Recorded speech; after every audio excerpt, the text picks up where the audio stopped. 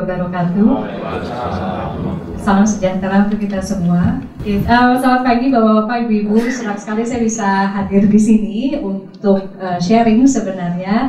Nanti kalau misalnya ada pertanyaan, sebenarnya saya berharap langsung aja, gitu ya, langsung aja. Jadi nggak usah menunggu sampai di belakang. Nah, terus kemudian saya pikir sebenarnya kalau kita lihat topiknya berat ya, apa sih data, apa sih analytics, terus kemudian sebenarnya pentingnya apa. Nah terus kemudian saya berpikir, wah saya mesti pakai strategi yang berbeda.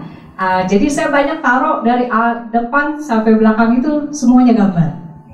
Ya, terus kemudian dari semua gambar itu hanya 2 yang teori, sisanya saya akan sajikan banyak contoh-contoh. Nah contoh-contoh di sini sebenarnya semuanya adalah kasus yang real. Ya, jadi nggak ada yang dibuat-buat dan sudah kita lakukan ke klien-klien kita baik di Indonesia maupun di negara-negara lainnya.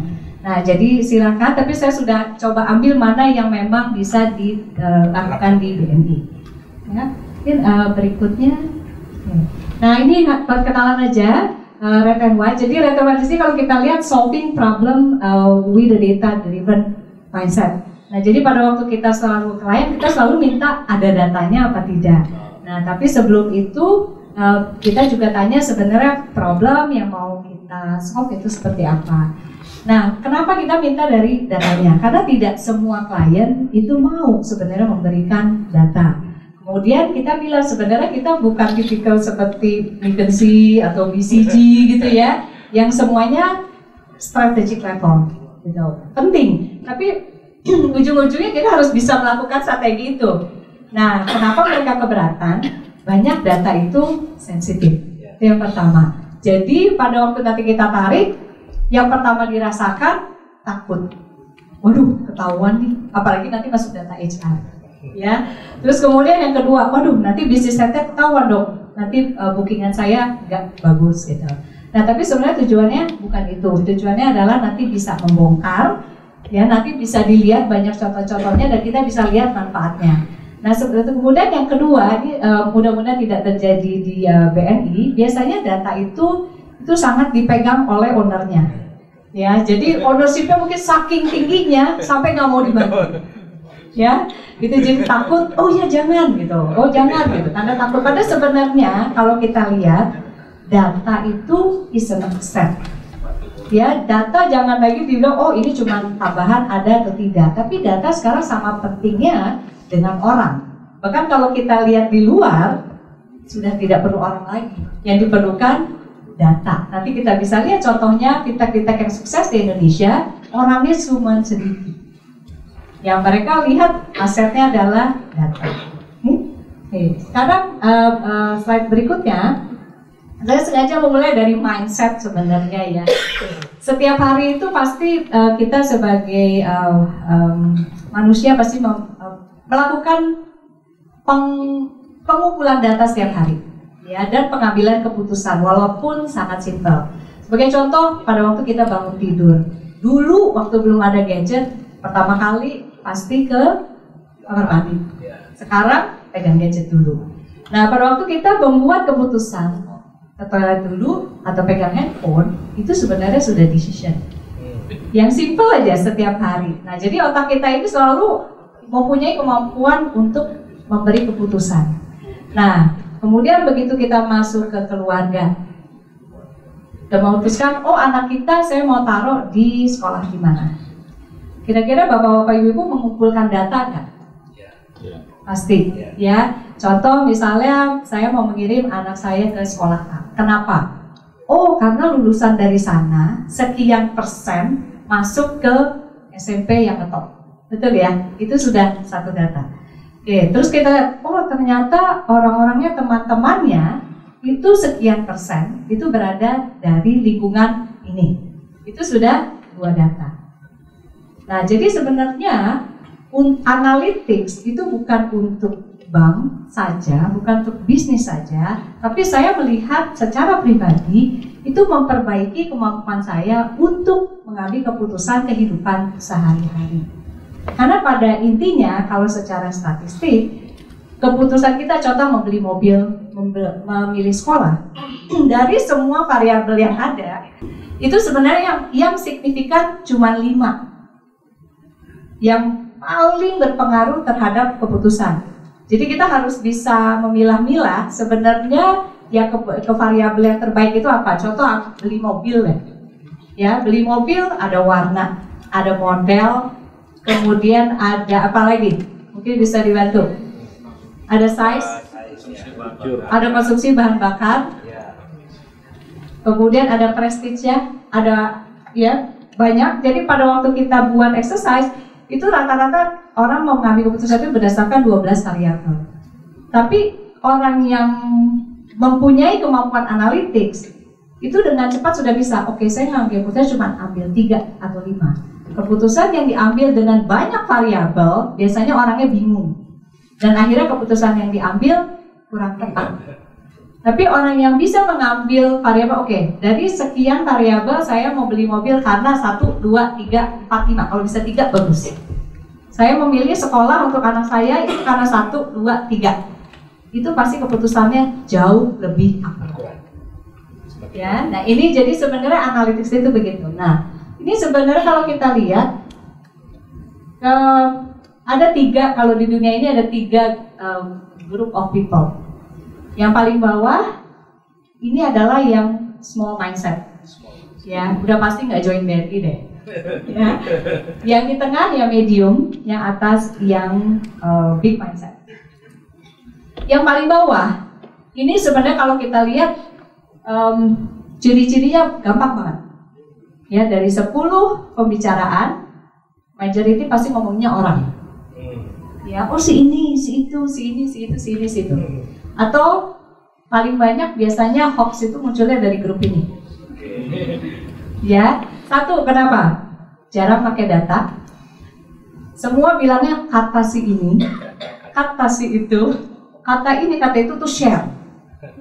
Pernah melakukan validasi? Tidak. Pernah hidup dengan orangnya? Tidak. Tapi hanya mengambil kesimpulan berdasarkan kata orang atau kata artikel. Ya, akhirnya informasi atau semua data-data yang di sini tidak bermanfaat sama sekali, malah membuat chaos. Nah, sekarang kenapa ada group of people yang ada di sini? Karena lack of critical thinking. Jarang baca buku. Ya, kalau misalnya kita browsing itu kelihatan browsingnya. Ya, jarang melihat artikel-artikel yang ada sainsnya atau topik-topik yang memang bermanfaat. Itu kelihatan browsingnya di situ. Tapi orang-orang yang memang dia suka membaca apapun topiknya yang bermanfaat, itu otomatis otak kita itu akan terlatih untuk memiliki critical thinking atau kritis. Karena data dan analytics tidak bisa diolah oleh yang paling bawah. Akhirnya keputusannya salah. Jadi misalnya ada meeting. Menurut Anda digital strategi untuk BNI apa? Oh saya dengar kata si itu begini, kata si ini begini, gitu ya. Tapi tidak dilihat sebenarnya faktualnya seperti apa. Contoh, BNI sudah memiliki sekian server, BNI sudah memiliki sekian juta customer nasabah, BNI sudah memiliki sekian ribu distribution network atau cabang. Itu kan data semua. Tapi sekarang pertanyaannya, datanya itu mau diapakan? Tapi paling tidak nyampe dulu ke sini. Punya critical thinking dulu. Ya, critical thinking di sini supaya bisa membantu BNI untuk bisa lebih agile. Agile itu artinya tahan lah. Kalau ibarat kalau pohon itu udah di atas bisa bertahan. Nah, berikutnya analytics mengajarkan kita untuk lebih kreatif, yaitu creative thinking. Bagaimana caranya?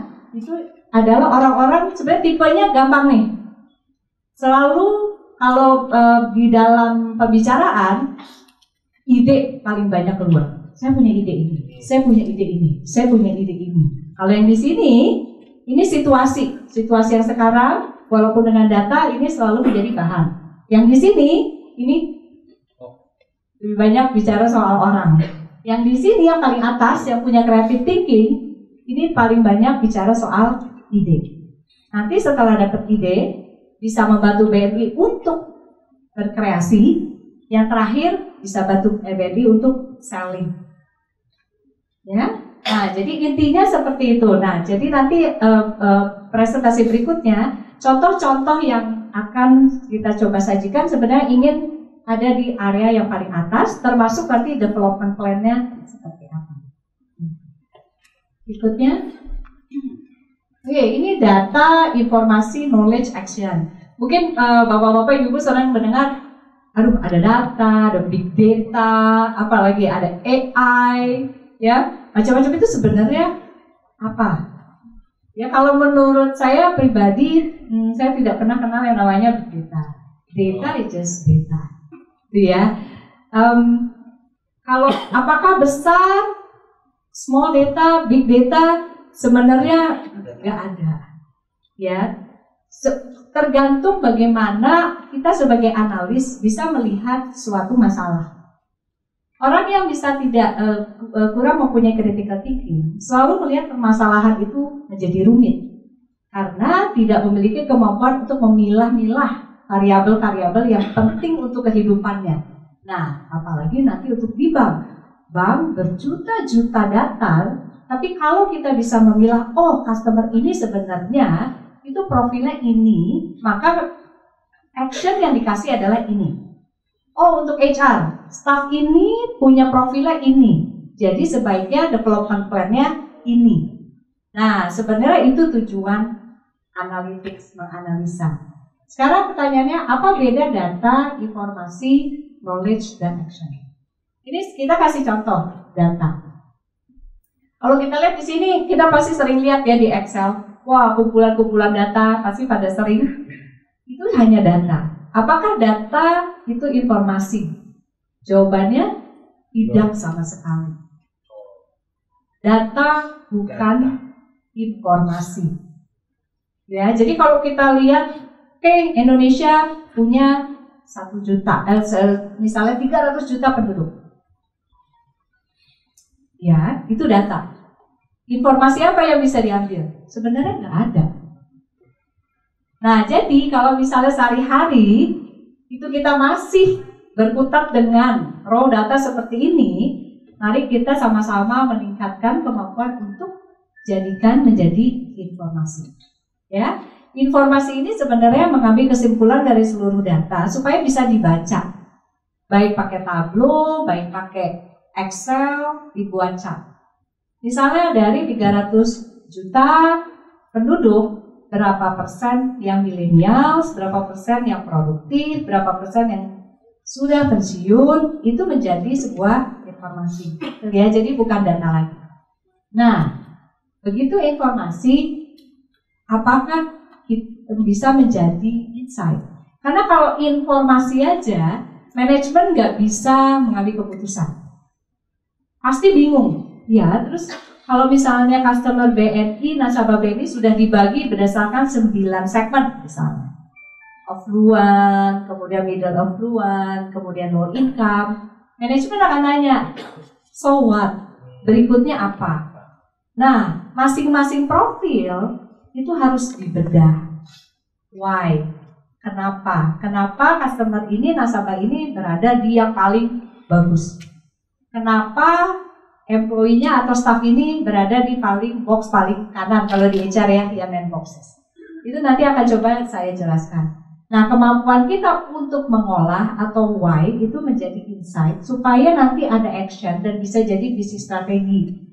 Nah, ini yang sebenarnya kalau saya lihat sangat challenging di Indonesia. Sangat challenging. Karena yang seperti tadi, critical thinking-nya sudah, tapi pada waktu mau mengolah, melihat, mengetahui why-nya, tidak banyak orang Indonesia yang suka sebenarnya. Karena mesti meluangkan waktu untuk berpikir lebih.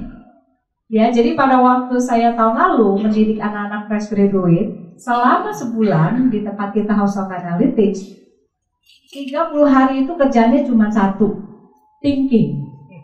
That's it, thinking. Saya bilang karena orang Indonesia gak suka. Coba bayangin dengan adanya gadget. Itu semuanya span of attention. Kita cuma bisa melihat itu gak bisa lebih dari 3 detik. Lewat 3 detik, download, pindah. download pindah. Dari situ kita sebenarnya sudah tahu kita nggak suka belajar. Tapi kalau kita sabar, saya tahu artikelnya menarik, ya, saya akan spend time, saya akan tunggu, connect lagi ke wifi, saya akan belajar. Atau tipikal orang Indonesia itu dapat buka artikel, satu paragraf, nggak menarik, pindah. Betul ya? Jadi makanya saya bilang ini challenging di masa sekarang. Challenging sekali, apalagi nanti untuk anak-anak kita. Nah, jadi sebenarnya saya titip pesan, kalau memang nanti sudah pasang digital, people managementnya harus dirubah, kulturnya dirubah. Pasti saya yakin banget BNI udah punya banyak list knowledge management. Ya, memang tidak bisa semua ya Pak. Kita mesti cari tadi yang paling tidak di atas. Ya, jadi orang-orang yang memang kalau kita bilang namanya learning agility. Learning agility itu adalah orang yang memang suka belajar. Nah, itu yang nanti bisa menolong bank supaya nanti tidak banyak diterpa dari kanan kiri. Ya, oke, berikutnya. Nah, ini adalah analytics. Setelah kita paham bahwa harus dibedah, itu sebenarnya ada maturity-nya atau tahapan-tahapannya. Tidak harus langsung lompat. Ya, data misalnya. Yang pertama itu adalah yang paling bawah deskriptif. Ini MAS. Jadi kalau misalnya report-report kita di unit-unit kita itu banyaknya report, itu kita masih level yang paling bawah. Artinya kompleksitinya rendah, ya, tapi value untuk bisnis juga rendah. Saya sering sekali manajemen, aduh setiap hari saya terima 1000 ada kali, ya 1000 report. Orang yang buat report pasti paling banyak. Dan merasa pasti paling sibuk. Wah, hari ini saya mesti report, apalagi month-end ya. Pertanyaannya, apakah report tadi ingat, report is information. Apalagi belum jadi chart. Ya, baru data loh. Apakah bisa dibaca? Apakah bisa jadi action? Jadi bisnis strategi? Belum sama sekali. Dari situ, itu mesti ada kemampuan mendiagnosa. Nah, disinilah dimana critical thinking mulai bermain. Pak, kemarin nasabah BNI itu naik Pak 20%. Kenapa? Apakah dari milenial? Apakah karena produknya? Apakah karena pricingnya? Apakah karena area baru? Kenapanya mesti dilihat, dan itu bisa dilihat. Nah, jadi para staff yang memang masih berkutat di information atau reporting, ini sebenarnya awal yang bagus. Ya, dibantu oleh supervisornya, ayo kita sama-sama baca yuk kenapanya. Ya, dibongkar. Dari situ kalau kita sudah bisa mendiagnosa, lari yang ke berikutnya, prediktif. Supaya kita bisa lihat ini kalau kejadiannya sekarang.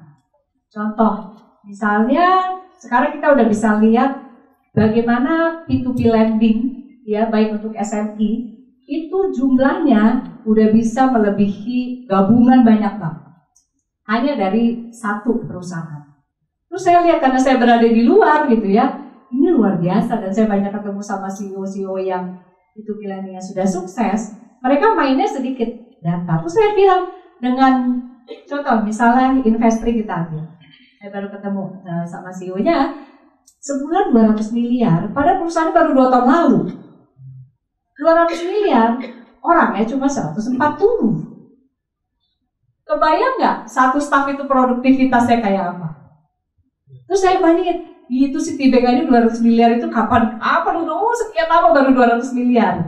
Jadi saya lihat ini baru 2 tahun, terus kemudian NPL-nya sekian.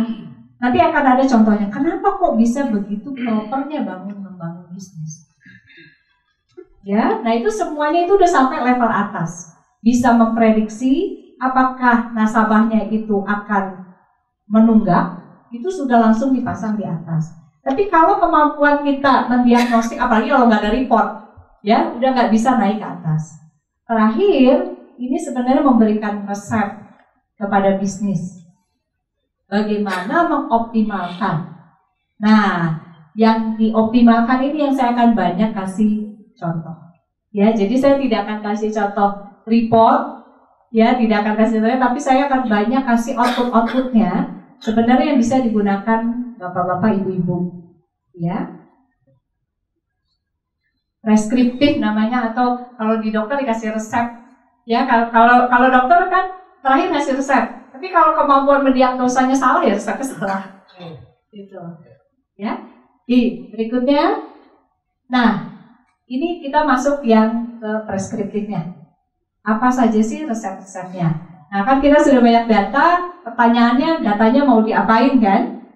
Sebenarnya kalau kita lihat ini banyak sekali manfaatnya. Menaikkan revenue, menurunkan cost, ada efisiensi, ada risk. Yang terakhir nih yang paling keren sekarang, experience. Ya, experience. Nah, kenapa saya highlight experience?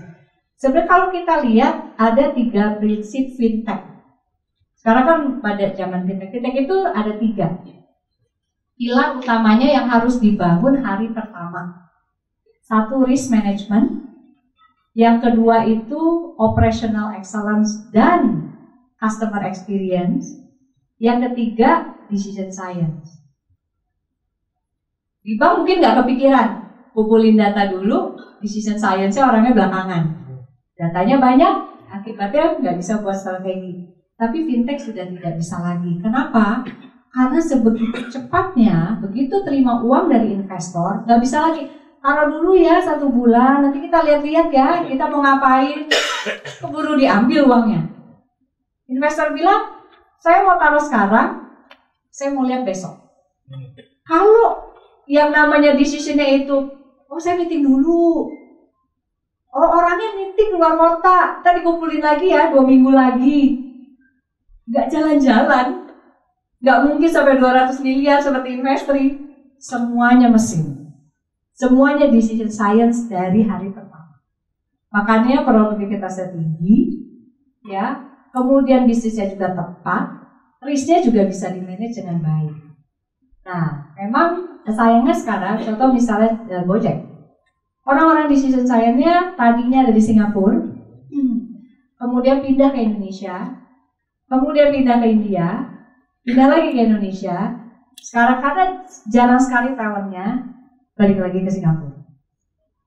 Nah, jadi kenapa? Karena yang tadi, yang triangle, yang segitiga tadi, susah sekali membawa orang Indonesia itu naik ke atas. Untuk melatih critical thinking, ayo kenapa? Keburu main gadget. Ya ayo kenapa, keburu, oh ini nih, keburu masuk ke dalam ranah-ranah yang perpolitikan gitu ya, yang menurut saya jadi tidak produktif. Begitu. Nah, jadi ini kita lihat satu-satu, ya. Oke, berikutnya revenue. Jadi saya akan coba masukkan dari customer dan juga dari human capital.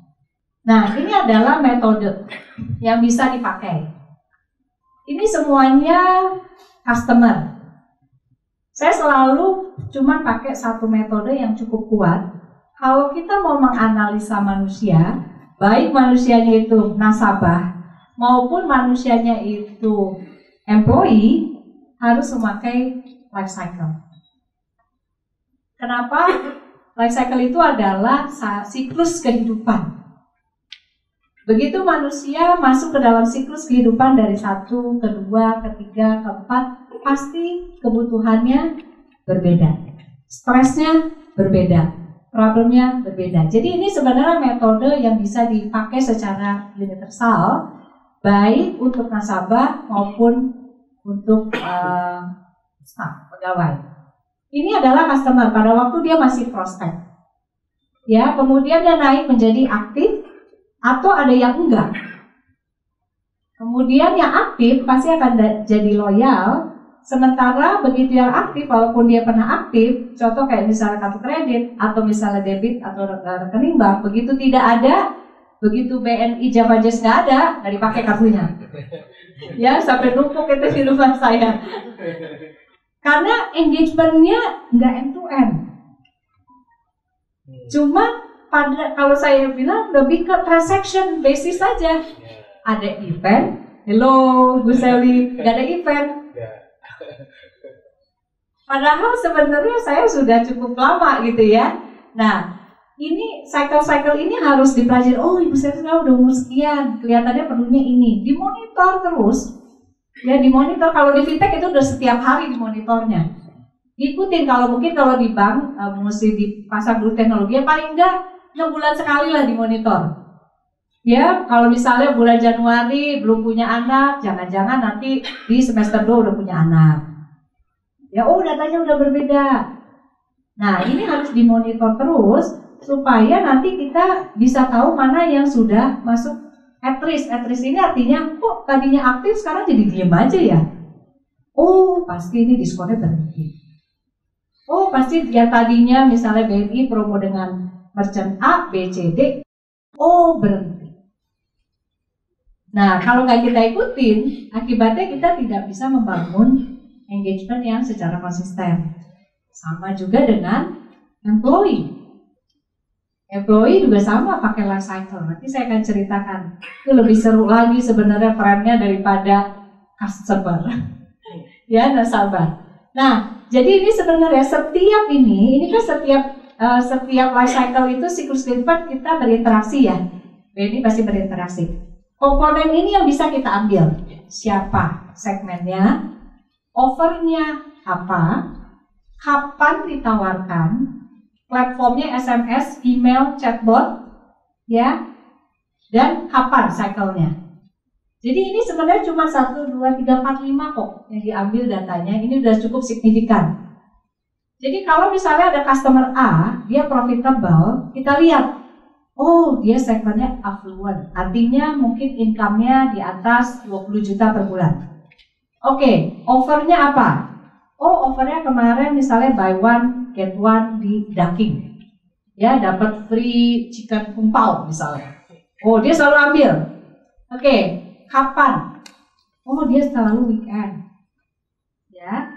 Kemudian platformnya apa? SMS juga dia terima. Cycle-nya apa? Oh, dia sudah berkeluarga. Nah, hanya ini yang diambil, kemudian kita pelajari supaya kita bisa buat segmentasi. Jadi ini sebenarnya teori basicnya hanya ini satu. Dan mungkin variabelnya kalau mau dimulai untuk mengerti why-nya diambil ini saja datanya. Tidak terlalu rumit kan? Ya. Oke. Berikut. Sebentar saya mau highlight di sini kenapa ada hunter farmer ya.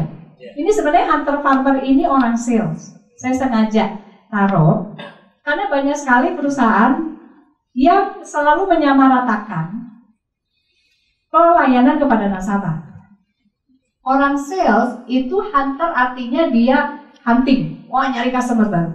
Tipikalnya itu agresif sekali, ya tentu saja harus agresif kalau nggak nanti jualan kartu kredit. Kalau ibu sudah punya kartu kredit, oh saya sudah, oke terima kasih ibu, saya mengerti sekali. Nggak bisa begitu ya, harus agresif kan. Oh saya mengerti ibu udah punya kartu ini, tapi kartu BNI lebih dong bu. Ada ini, ada event ini, ada event ini. Tipikalnya beda, karakternya beda. Makanya kalau setiap nanti memperbaiki talent recruitment untuk RM dan untuk orang sales dibagi dua. Selalu ada hunter dan selalu ada farmer. Hunter itu senangnya mencari customer baru aja. Padahal kita tahu profitability yang paling besar datangnya dari customer lama. Karena profitability itu baru dibangun itu setelah 18 bulan. 10-18 bulan mah rugi. Jadi nyampe dulu 18 bulan, tapi begitu nyampe 18 bulan, kasih orang yang jangan yang agresif lagi, lari. Ibu mau deposito, ibu kok ini gak aktif banget sih, gimana kalau misalnya ngambil investment? Aduh ibu gimana, orangnya pusing. Kasih yang lebih tenang. Ya, yang empatinya tinggi, itu makanya namanya farmer. Farmer itu artinya dia dipening. Terima kasih Ibu, sudah 18 bulan bersama kita. Saya lihat Ibu aktif sekali, ya. Tapi saya lihat profil Ibu kelihatannya bisa ambil resiko sedikit, Bu. Ambil investment, bagaimana? Kita ada produk baru dari BNI yang kira-kira gainnya hampir 13-15%, ya. Tapi Ibu bisa dikunci misalnya prinsipalnya, tidak akan hilang banyak. Tidak bisa dikasih profil hunter. Nah, ini peranan HR ada di sini. Ya, peranan HR, jadi ambil semua psikometrik, kemudian pelajari. Sebenarnya kemudian nanti bisa di matching dengan nasabahnya. Akibatnya kita punya, ini bisa dimonitor. Nah, saya yakin pasti punya monitoring ini. Ya, jadi pastikan yang non profitable jangan lebih dari 20% lah ya. Profitable itu artinya revenue dikurangin expense ya. Ya, atau revenue lebih besar daripada expense ya. Masih positif lah paling tidak. Nah, yang minus jangan lebih dari 20%. Ya, sisanya mungkin yang di tengah ini 60, yang paling profitable adalah 20%. Nah, coba di-review portfolionya baik kartu kredit maupun retail banking maupun personal loan kalau ada. Setelah itu nanti kita bisa lihat sebenarnya sales yang mesti ditaruh di customer ini siapa. Nah, itu peranan HR masuk di situ. Makanya dengan analitik, kalau HR itu jago di data, itu sebenarnya HR powerful banget. Kamu mau berapa? Saya mau rekrut 500 rep. Sebentar, saya sudah punya profilnya, mau di branch mana? Oke, mau bikin branch baru, kamu hanya boleh 200. Kenapa? Saya karena udah lihat potensinya, satu RM cuma bisa book sekian, hanya sekian. Itu tugasnya HR sebenarnya. Jangan lagi orang bisnis, pokoknya nggak mau tahu, saya perlu 200, sediain. Itu sudah HR decision. Dengan analitik, itu HR decision very very powerful. Dan apa? Independent. Karena tidak bergerak di bisnisnya. Ya, dengan memadukan semua data ini. Berikutnya. Nah, ini adalah contoh yang sudah dijalankan. Nggak ngapa-ngapain, cuma matching begini. Waktu itu revenue di bank saya sebelumnya naik 36%. Pada waktu, kalau pasti bapak-bapak, ibu-ibu ingat kasus Malinda nih, pasti ingat. Wah, semua orang masih gitu kan. Ya, waktu itu saya baru pulang dari Malaysia, di situ kemudian saya diangkat menjadi Decision Management Director. Ada 2 saksinya, waktu itu ada collection yang meninggal dunia ya, pasti ingat. Waktu itu saksinya 2, benar-benar menutup keran revenue. 1, credit card di stop 2 tahun. Padahal kita tahu itu satu-satunya sumber, ya, dan dengan market share paling besar loh kita waktu itu. Terus oke lah kalau nggak dapat dari situ. Sekarang kita tahu yang the most profitable siapa? Orang-orang yang kaya. Yaitu yang City Gold, Wealth Management. Itu juga ditutup karena maling tadi. Jadi 2 keran sama sekali. Nggak punya KTA, nggak punya personal loan. Ya, tapi selama kurun 2 tahun, waktu itu mendapat award paling tinggi pertumbuhan balance-nya. Bagaimana sekarang caranya? Ya, pakai analytics. Terus kita lihat, sebenarnya yang kita bisa garap siapa sih? Kan customer baru udah nggak boleh.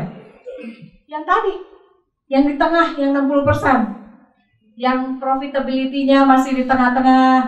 Nah, kita lihat, baru punya berapa produk nih?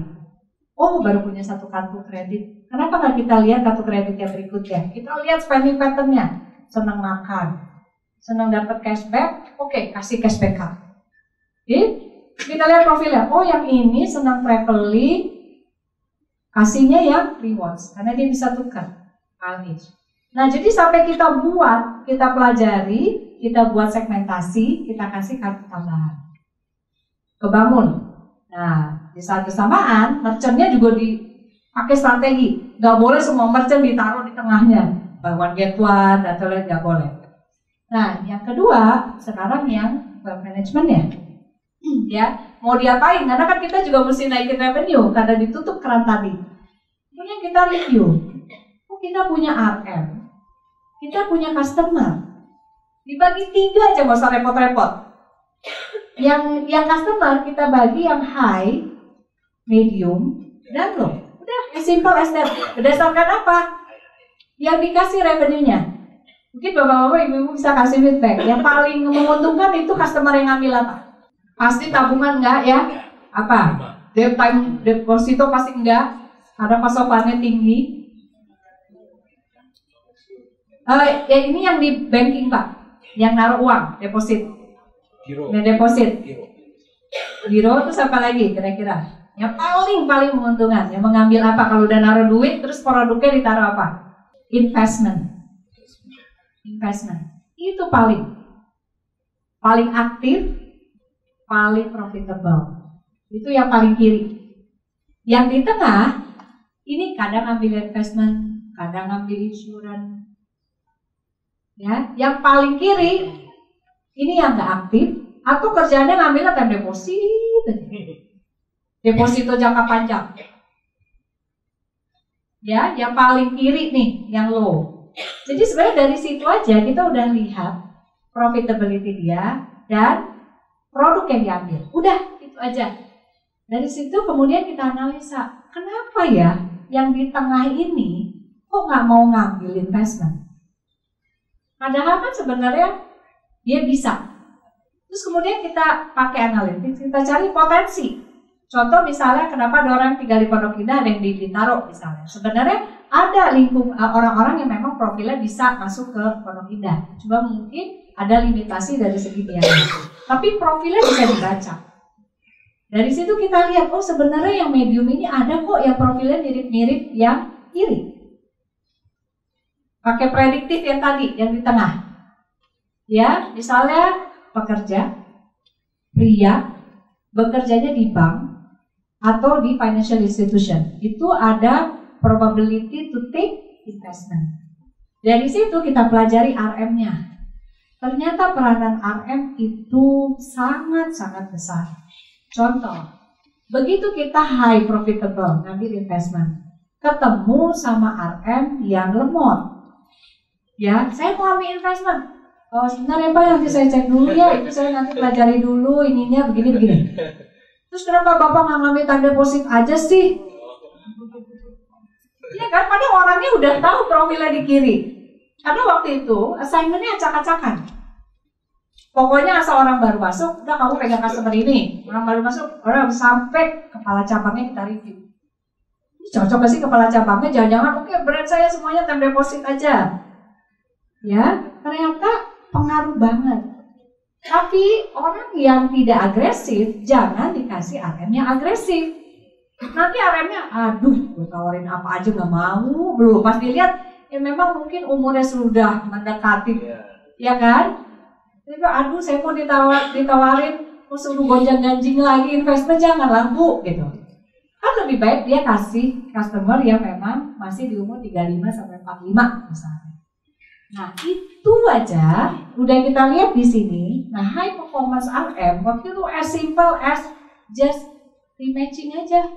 Yang high ketemu high, medium ketemu medium, low ketemu low. Selesai. Tapi yang sengsara yang mana sekarang RM-nya? Yang low. Karena kemarin nggak ngapa-ngapain aja, udah dapet insentif dari high. Ya kan orang customer aktif sendiri. Rugi nggak Bang? Bayar insentif terus? Rugi banget. Yang ngapa-ngapain dapat, sedangkan yang ini harus kerja keras dikasih yang low.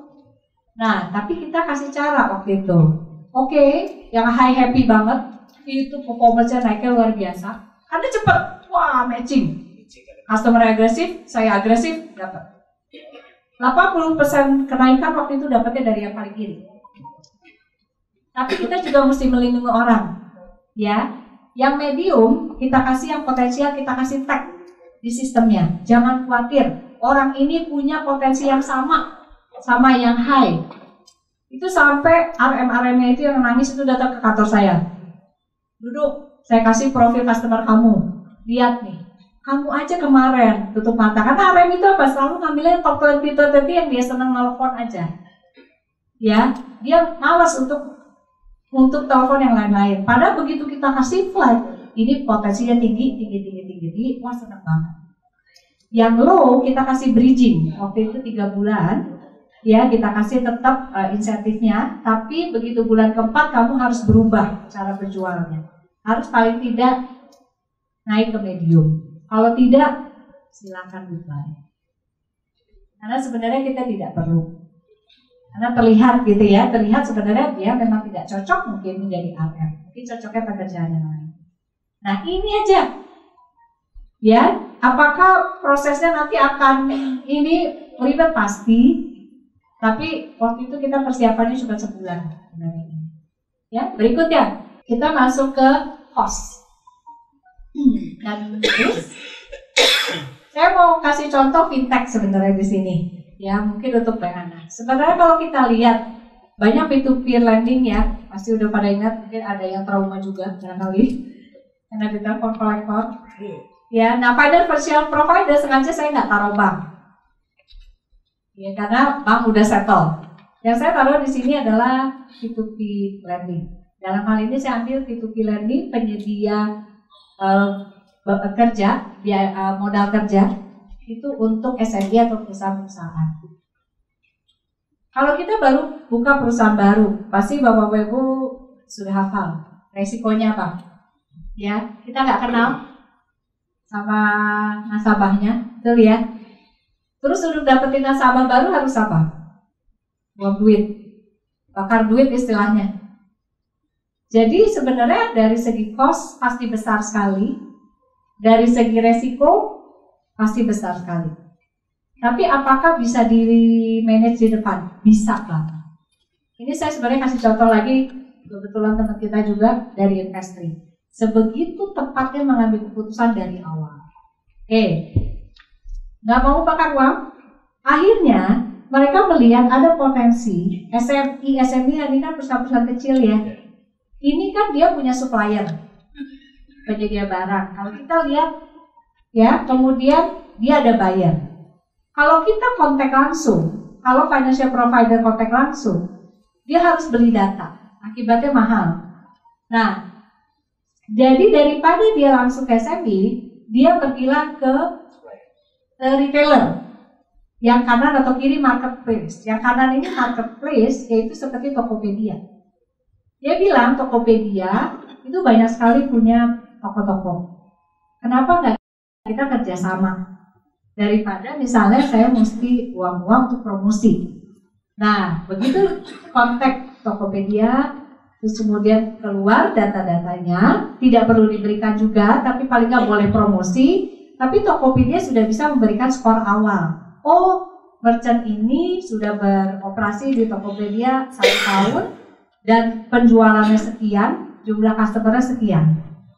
Nah, dari situ sebenarnya kita sudah bisa dapat base yang bagus ya untuk meminimalisir resiko. Nah, selain itu mereka juga bekerja sama dengan Unilever karena banyak banget supplier-suppliernya di sini, toko-tokonya untuk berjualan, juga perusahaan rokok untuk pengembangan warung-warungnya. Dengan itu saja, atau kemarin itu dia bayar invoicing untuk Angkasa Pura. Berapa ratus ribu vendor itu di situ. Hanya dari 4 itu aja udah bisa cover. Jadi 200 miliar itu buat dia itu kecil banget, nggak nyampe 10% penetrasi. Gitu. Tapi semuanya pakai data. Ya, makanya orangnya sebenarnya nggak banyak. Nah, jadi nanti yang mau buat P2P lending boleh di copy bisnis modelnya seperti ini. Ya. Oke, terus contoh berikutnya. Nah, ini adalah mungkin customer behavior. Ini harus juga dibangun. Pasti BNI sudah punya juga. Jadi performance nasabah itu 6 bulan, 12 bulan sebelumnya. Kita bisa lihat. Contoh lagi berikutnya. Nah, ini adalah yang saya mau. Ini part of resiko ya. Ini sebenarnya proyek kita sangat menarik. Saya nggak bisa sebutkan nama banknya, tapi yang tidak di sini. Ini proyek kita cukup lama, 1 tahun.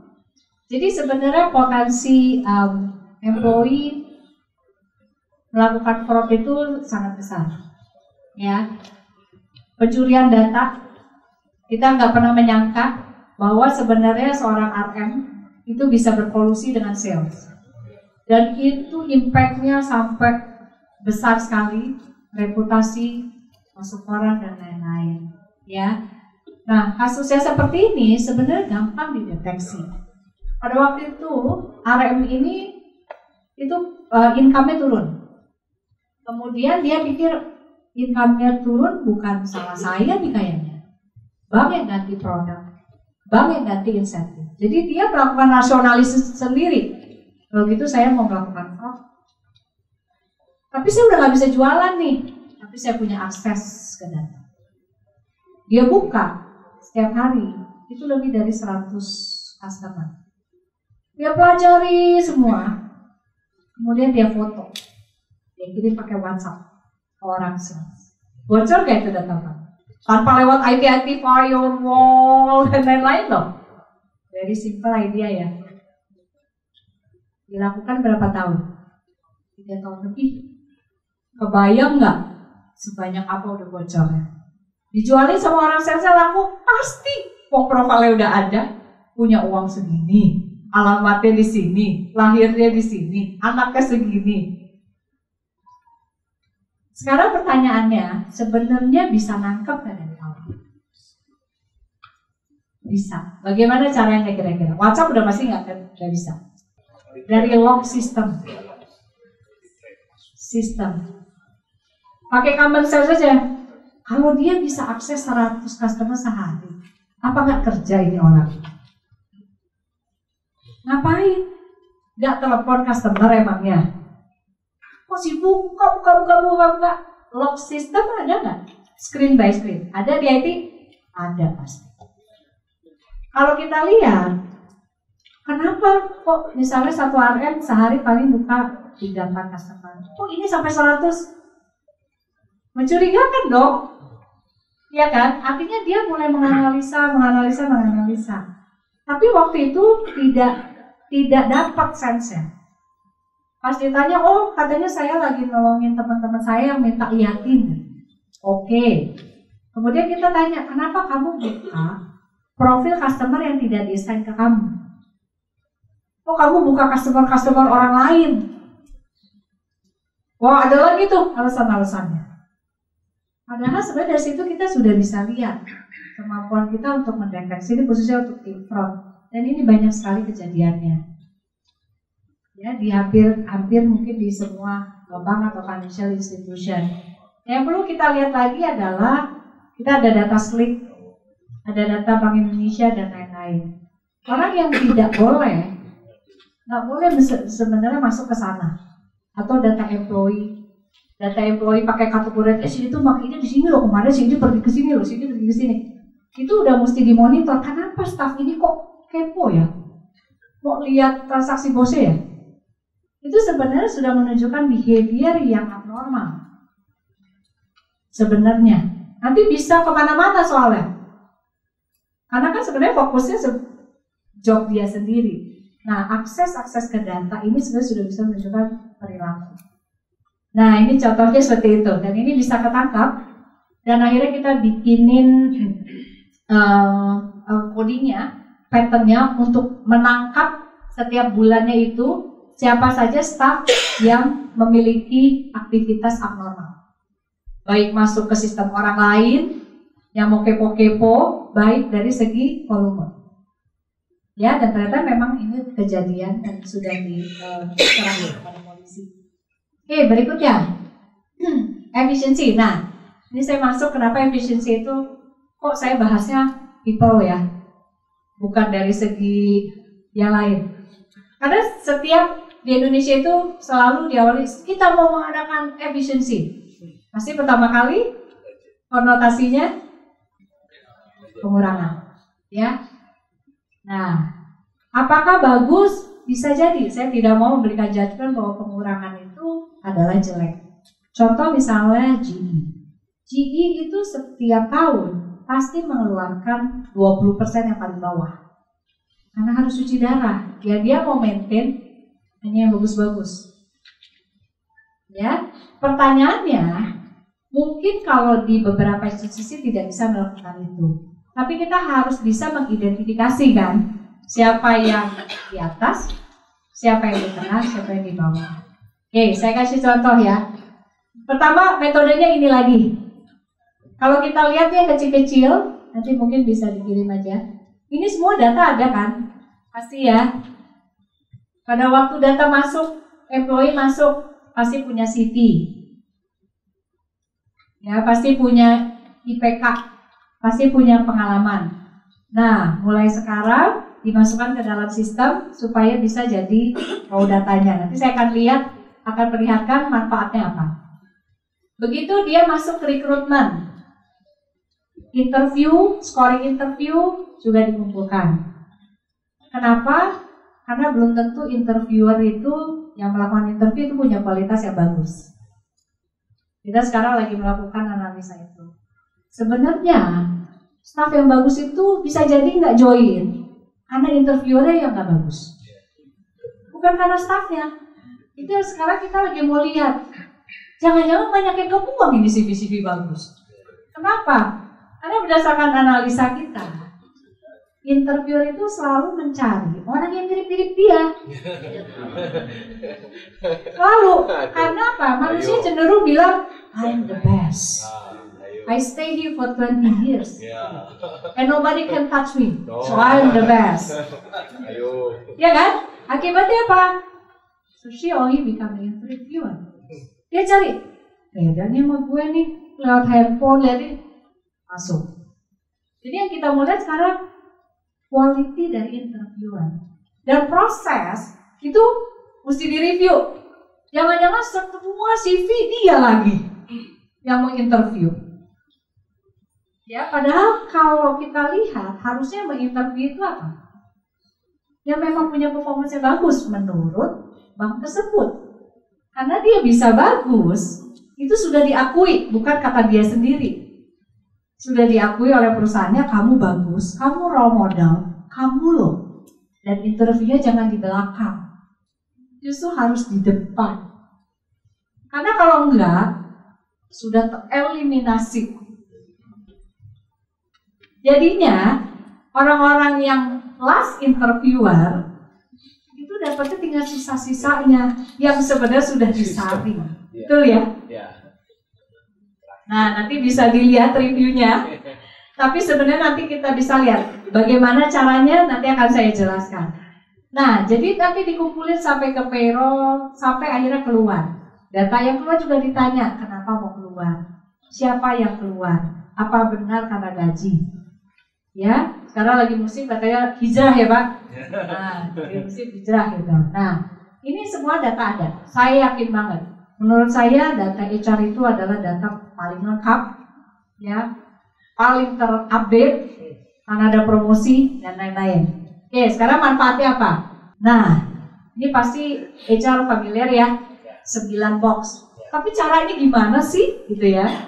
Oke, kalau kita lihat yang sumbu bawah ya, sumbu X itu kan performance. Yang sumbu Y potensi ya Pak, apakah bisa berkembang atau tidak. Yang paling box paling kiri ini udah nggak perform, nggak punya potensi. Ya, yang ekstrim kanan atas dia sudah bagus, punya potensi untuk naik terus. Ya, caranya seperti itu.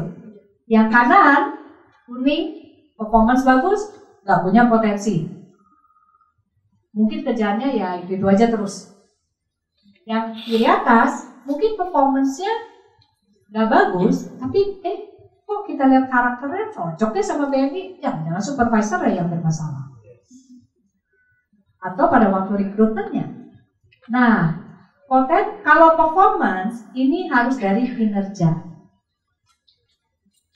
Tapi tipikal yang tidak pakai analytics biasanya ratingnya sama semua karena nggak enak ya, nanti dia ngambek sama saya terus besoknya keluar. Nah itu agak susah.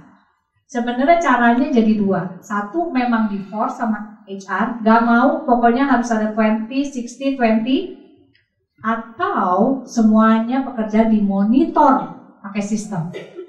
Baik yang di depan maupun garda belakang. Kita sudah mengerjakan proyek itu. Contoh misalnya back office, semua pekerjaan dimasukin ke dalam project management. Mulai misalnya ada bisnis bilang ke HR, saya mau rekrut. Atau misalnya yang admin, saya mau minta report. Yang minta report masukin ke dalam sistem. Kapan orang itu bisa memberikan report? Kemudian taruh SLA-nya. Kalau dalam waktu 24 jam nggak bisa keluar, di situ langsung merah. Itu sebenarnya back office bisa seperti itu. Semuanya berdasarkan assignment, berdasarkan job description-nya. Nggak usah banyak-banyak, jangan lebih dari 7 atau 10, udah cukup tinggal dipilih. Yang memang benar-benar bisa diukur. Dari situ nanti HR bisa ambil datanya, nggak perlu lagi supervisor yang memberikan performance appraisal, kecuali validasi potensi. Performance sebenarnya tidak harus diberikan sama supervisor. HR kalau sudah bisa pakai project management dan diambil datanya, mau supervisor bilang, iya bagus banget. Tapi ini lihat, orang banyak komplain. Janjinya 3 hari, keluarnya 7 hari. Nah, jadi kalau memang project management sudah banyak banget tuh diperkenalkan sekitar 20 tahun lalu, cuma jarang dipakai aja. Nah, kalau misalnya setahun kemudian bisa diambil, itu bermanfaat. Nah, sekarang supaya nanti performance-nya bisa tidak bias lagi. Sekarang potensi. Potensi itu sebenarnya dari psikotes. Ya, dari psikotes. Cuma sekarang psikotes itu kita pakai vendor, di mana vendor pasti kasihnya apa? Dokumen, PDF. Jangan lagi minta dalam bentuk raw data. Biasanya ini vendor agak susah. Nah, tapi harus buat agreement baru. Kalau enggak tidak bisa masuk ke human capital analytics. Potensi ini penting. Waktu itu pada waktu saya melakukan eksperimen human capital, saya banyak mengumpulkan psikotes yang ada di pasaran Indonesia, baik usaha dalam negeri maupun luar negeri. Kemudian saya lihat, karena saya punya data performance dari orang sales, kolektor, banyak waktu itu. Terus saya lihat, kok nggak ada hubungannya ya hasil psikotes sama performance? Apa yang kita bayar mahal? Saya bilang ke vendor. Mestinya kan psikotes itu bisa mencerminkan potensi dan akhirnya bisa berhasil. Nah, ternyata jenis pertanyaannya itu ya memang didesain. Contoh, tuliskan kemampuan Anda menjual. Ya iyalah, mentok kanan. Ya kan pasti dia pilihnya bagus. Atau misalnya, oh sebenarnya psikotesnya didesain hanya untuk beberapa orang saja. Ya, nah jadi pada waktu ini jadi tolong dikumpulkan, atau kalau nggak cari aja deh yang di internet, dites selama bisa memberikan korelasi yang positif dengan performance, coba dilihat, itu pasti bisa di situ. Nah ini juga menunjukkan culture. Pertanyaannya, yang sudut kanan atas yang paling bagus, sebenarnya kira-kira profilnya seperti apa di BM? Ada yang bantu bisa jawab? Itu namanya di paling kanan atas. Ya. 46, Klub 46. Kira-kira karakteristiknya seperti apa? Kinerjanya bagus, Role model, tapi personality-nya bagus. proaktif. Terus? Ya. Kanan rata-rata direkomendasi jadi role model. Terus kinerjanya bagus. Ya. Nah, kalau misalnya nanti performance-nya Pak tidak bisa dilihat ya Pak, ambil aja role model ini, kemudian dilihat psikotesnya, dikunci supaya bisa jadi patokan.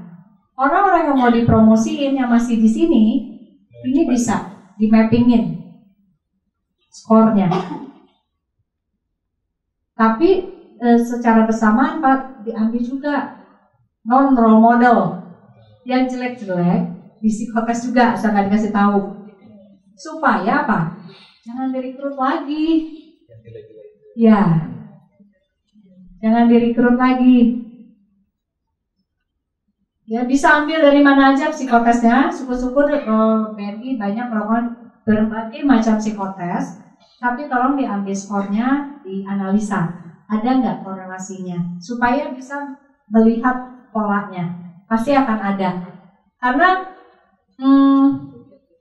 perusahaan yang berbeda pasti memiliki profil yang berbeda-beda tergantung kulturnya. Nah, nanti di interview aja supaya kita bisa lihat role model Pak, itu penting banget kita kunci supaya nanti yang box-box berikutnya kita bisa tahu yang punya potensi. Ya, slide berikutnya. Nah, ini kalau kita sudah punya role model, kita bisa melakukan hiring supaya dibuang yang box kiri, jangan lagi direkrut. Ya, jadi nanti sebenarnya pada waktu ada CV, dia psikotes dulu. Kalau nggak memenuhi minimum skor, udah langsung jangan diinterview. Tinggal nanti kita lihat siapa yang harus menginterview. Gitu. Ya, terus yang berikutnya lagi. Nah, ini contoh yang bisa dibuat kan skornya. Yang paling atas itu adalah yang memang ada di CV. Ya, ini nanti kita bisa lihat dari role model yang tadi sama yang non role model. Dibuat aja datanya. Sampai yang paling bawah ini adalah yang steadiness, taking responsibility. Ini semuanya hasil psychometric atau psikotes. Digabung supaya nanti bisa dibuat skor. Sebenarnya polanya seperti apa? Orang-orang yang di top tadi sama orang-orang yang di box merah. Jadi kita tahu bahwa yang harus direkrut adalah yang mana, yang skornya misalnya yang mana. Ya, ini gampang. Orang yang statistik baru lulus saja udah pasti bisa. Oke, berikutnya ini adalah untuk promosi. Jadi tadi dengan kita kunci yang box atas dan box yang bawah, kita sudah tahu sebenarnya siapa yang harus dipromosikan. Jadi HR juga sudah punya diagnostik. Jadi kalau supervisornya bilang, oh saya mau promosiin si ini, sebentar, dia ada di box mana? Saya lihat psikometriknya, nggak ada potensi, nggak usah. Dia nggak memenuhi skor.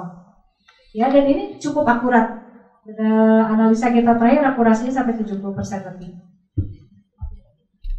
Jadi bisa, tapi nanti performance coba dilihat.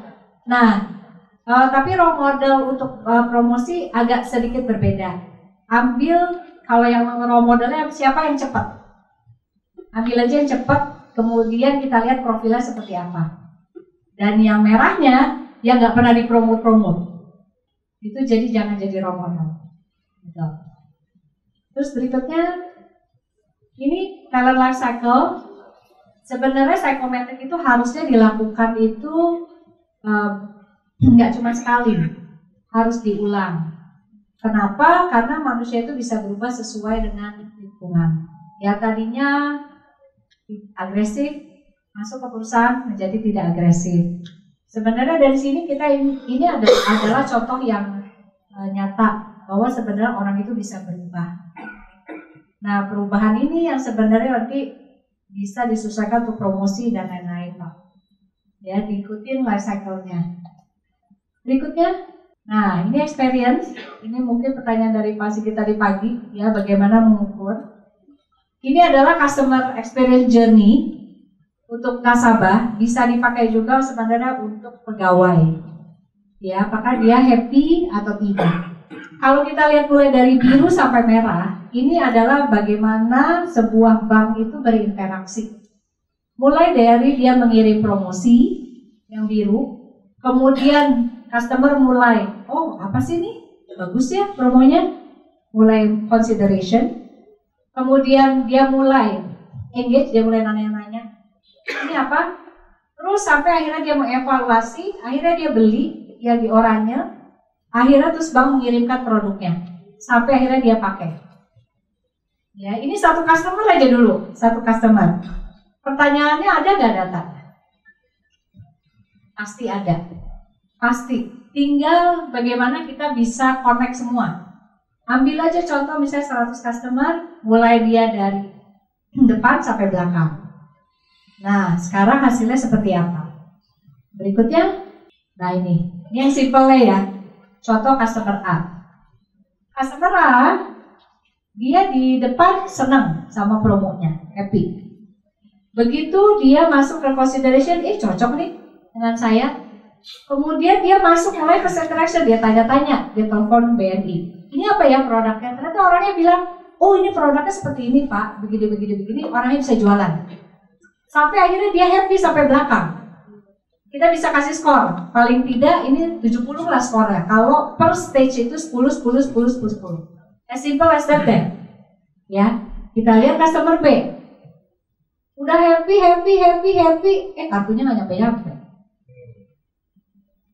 Debit cardnya nggak bisa diaktifasi. Bete ya, taruh aja. Jadi kita lihat sebenarnya dia jatuhnya di mana. Ya, yang ketiga, customer C. Happy, tahu-tahu promonya habis. Mau beli, habis. Ya kan? Mana buy one get one? Oh itu udah expired Bu. Ketik dia kecewa. Padahal waktu dipromosi sama selfie bisa dipakai. Oke. Yang berikutnya adalah pada waktu dia nanya, ini produknya apa? Oh, sebentar ya Bu ya, terus nggak bisa jualan orangnya. Jadi kan sayang. Kalau kita lihat ini customer A score 7, ini 6, 5, 3, 1. Yang kita ingin adalah tipikal customer yang A. Tapi kita pastikan orang kita juga bagus. Bukan cuma tipikal customernya aja. Dari sini sebenarnya nanti orang analitis sudah bisa kasih rekomendasi. Customernya seperti ini loh, milenial yang umurnya segini dari universitas ini dan ini, tapi tolong salesnya juga bagus. Nah ini bisa dibuat segmentasi, akhirnya bisa jadi skor. Ya ini customer experience dari ujung ke ujung. Oke, berikutnya, nah ini adalah yang bagian seksi saya yang terakhir, how to start. Nextnya, understand your problem. Ambil aja project 1-2 yang impact-nya besar. Kemudian jangan takut untuk hire fresh graduate. Ini anaknya pintar-pintar semuanya. Mulai collect information. Ya, kemudian belajar analytical tool. Udah banyak yang free, Python, R, udah banyak yang free. Nggak usah lagi beli-beli. Terus mulai dari deskriptif yang tadi ya, yang paling kiri, gampang. Terus kemudian validasi, ini penting. Biasanya orang analitik di belakang komputer nggak mau pergi ke bisnis, nggak mau pergi ke HR untuk validasi. Ya, ini step-stepnya. Nah, sekarang bagaimana BNI bisa membangun data driven organization? Ini bukan hanya tugas HR, tapi tugas kita semua. Oke, yang pertama, berikutnya. Nah, ini adalah transformasinya. Dari data data as science, sama data as business. Pasti kita kan bisnis, pasti maunya data as business. Kalau kita mau data ya udahlah data aja deh. Yang kita perlukan cuma apa? Data analis, data arsitek, data engineer. Hasilnya apa? Oh ada data 5 juta, taruh aja deh di server ini, selesai. Ya kan? Cuma mindahin dari rak buku satu ke rak buku yang lain. Udah. Terus saja begitu. Tapi kalau kita mau lihat apa yang bisa kita pelajari ya, masuk ke data science, belajar dulu aja. Artinya kita harus mengupgrade orang-orang ini, atau kalau tidak ada, ya ini penting loh ya, tetap penting. Tapi kita harus punya data scientist dan decision scientist. Kalau kita mau jadikan data as a science. Apa bedanya data scientist dan decision scientist? Data scientist itu kalau ketemu orang bisnis, datanya mana, nanti saya analisa. Decision scientist, problem kamu apa, nanti datanya saya yang analisa sendiri. Jadi decision scientist itu tahap terakhir Pak. Dia itu biasanya backgroundnya justru bisnis, operation, HR yang punya minat di data. Kalau dia berangkat dari IT, terus terang susah. Saya sudah coba. Ya bukan berarti tidak penting, penting ya Pak tetap. Karena data ini fundamental. Tapi begitu kita ajak diskusi, bisnisnya apa? Produk mau dari kemana? Kayak di sini aja, pusing. Ya bukan berarti tidak bisa. Selama itu tadi Pak, learning agility. Mau nggak dia belajar kartu kredit itu apa? Mau nggak dia belajar retail banking itu apa? Kalau nggak mau, ya wes, itu aja. Yang penting data jangan berantakan, jangan bocor. Ya, yang terakhir ini Pak, data as a business. Sebenarnya yang bisa ke kanan adalah decision scientist. Yang bisa ke kanan. Kenapa? Karena decision scientist itu yang tadi pertanyaan pertamanya apa? Problem kamu apa? Bukan yang datanya ada nggak ya? Ya, problemnya apa? Jadi dia mau listen. Oh, customer service-nya kayaknya yang buruk ya. Oh, RM-nya yang begini ya. Oh, analisa, baru nanti datanya disesuaikan sesuai dengan hipotesa. Ya, nah, tapi ini kan perjalanan panjang.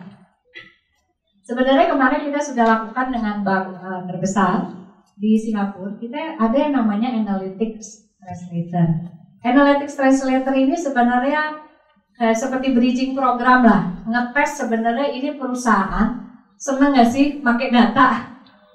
Sebenarnya itu ngetes dulu. Plannya itu adalah mereka punya hampir 26.000 staff. Semua 26.000 staff itu mesti masuk ke online training yang isinya itu adalah contoh-contoh yang tadi. Dan dia harus melakukan assessment. Yang gampang-gampang aja, nggak usah kalian tadi mungkin level agak rumit. Paling tidak dia mau masuk nggak ke online itu, kemudian mau melakukan assessment atau tidak, sampai akhirnya dia nanti keluar skornya. Dari skor itu aja kita sudah tahu dia ada minat.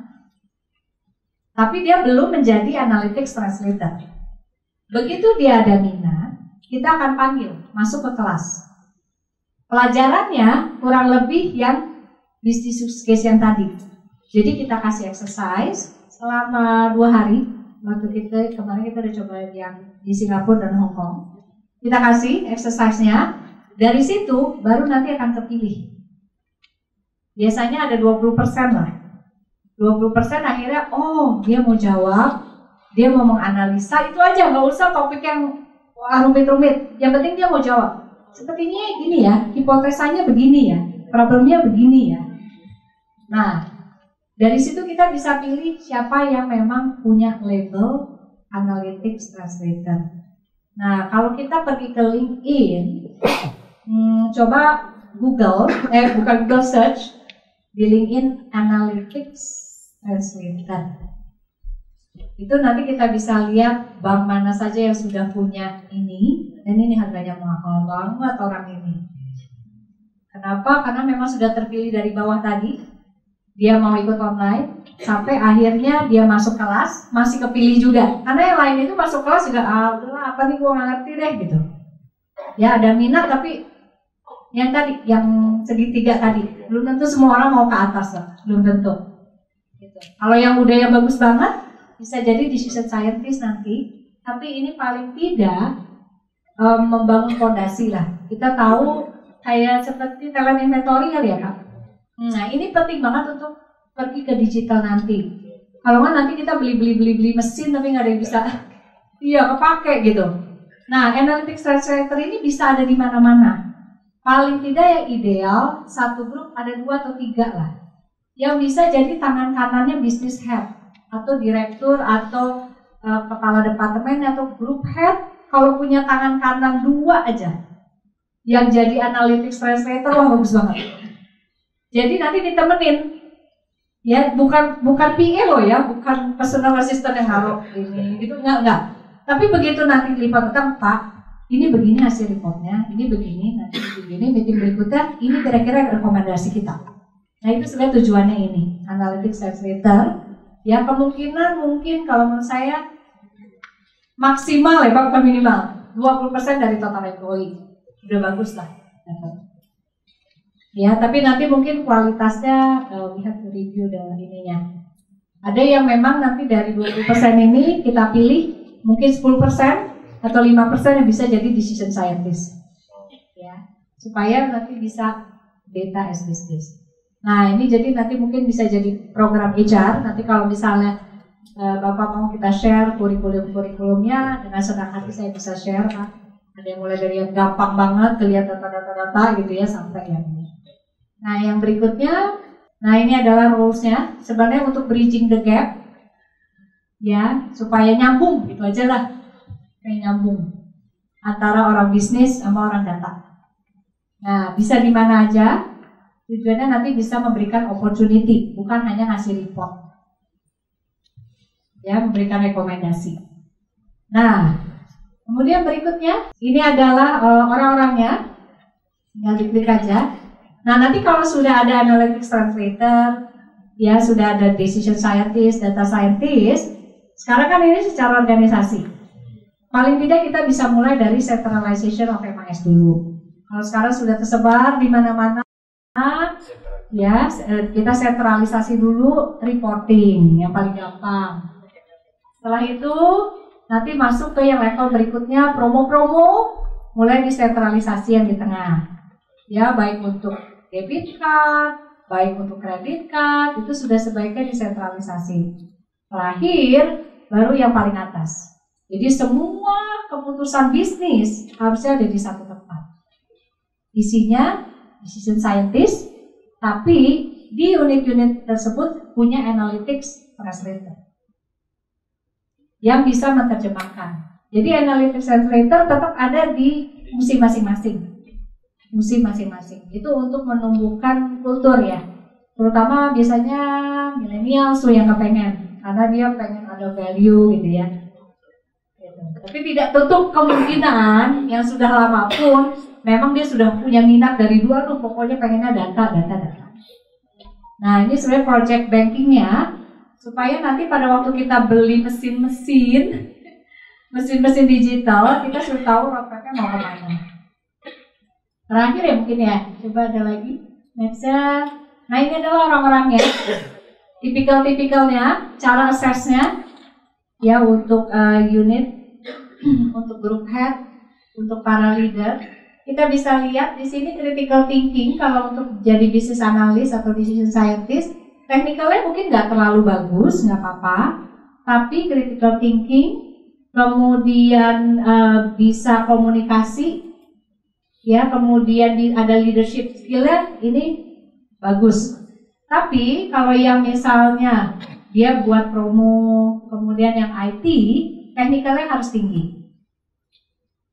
Ya, tapi mungkin kalau yang tadi Pak yang data analis, data engineer, yang penting technicalnya tinggi. Tapi ini adalah kombinasi kalau nanti mau disentralisasikan menjadi satu. Bisa diambil dari unit-unit yang ada, bisa dikreditkan ada, bisa diambil disentralisasi, tapi juga kurang lebih nanti peranannya seperti ini dan asesmennya juga seperti ini. Begitu kurang lebih, kayaknya terakhir. Oh ini adalah development programnya yang tadi. Dan jangan lupa real business case, ini kita perlu orang-orang bisnis untuk selalu share. Ya, kalau biasanya komponen real business case ini sampai 80%. Teorinya hanya sedikit.